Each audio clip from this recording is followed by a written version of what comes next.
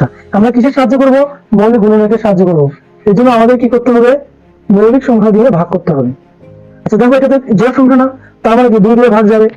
তাহলে 2 দিয়ে ভাগ দিলে কি হচ্ছে? আমি একটু ক্যালকুলেটর সহযোগিতা নেই, খুব তাড়াতাড়ি হয়ে যাবে। আচ্ছা, 3136 ভাগ 2, 1568। 1568 এটা যেহেতু জোড় সংখ্যা, আবার 2 দিয়ে আমরা ভাগ দিব।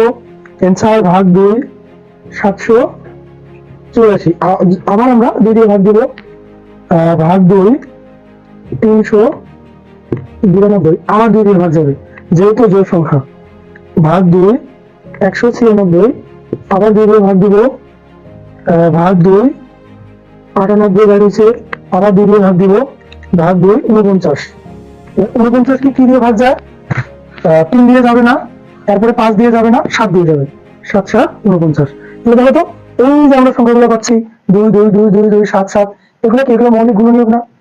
এগুলো যদি আমি আবার গুণ করি তাহলে এই সংখ্যাটি পাবো। এখন দেখো, আমি কিন্তু মৌলিক গুণনীয়কগুলো বের করছি, এগুলোর সাহায্যে কিন্তু আমি কি নির্ণয় করবো? বর্গমূল নির্ণয় করবো।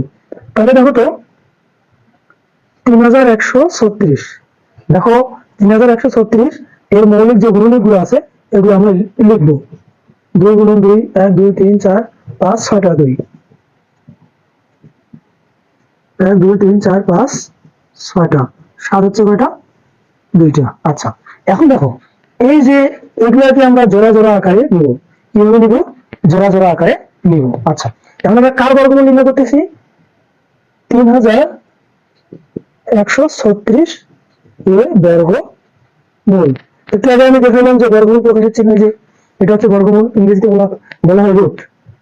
3136 এর বর্গমূল কি করবো? এই প্রত্যেক জোড়া থেকে একটা একটা করে নিব। নিয়ম কি? এই প্রত্যেক জোড়াগুলো থেকে একটা একটা করে গুণনীয়ক নিব। 2 নিলাম এখান থেকে 2 নিলাম, এখান থেকে 2 নিলাম, এবং এখান থেকে 7 নিলাম। যে সংখ্যাগুলো গুণ করলে আমাদের কি হয়ে যাবে? এই 3136 এর বর্গমূল হয়ে যাবে। দেখো তো, 2 গুণে 4, 4 দুগুণে 8, 7 আসছে কত? 56। এটা হচ্ছে আমার